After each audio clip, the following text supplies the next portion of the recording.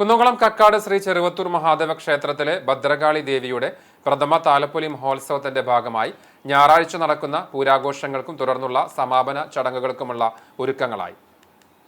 പൂരദിവസമായ April 12 ഞായറാഴ്ച രാവിലെ വിശേഷാൽ പൂജകളും പൊങ്കാല സമർപ്പണവും ഉണ്ടാകും. തുടർന്ന് വൈകുന്നേരം 4 മണിക്ക് ദേവസ്വം പൂരത്തോടെ ആഘോഷങ്ങൾക്ക് തുടക്കമാകും.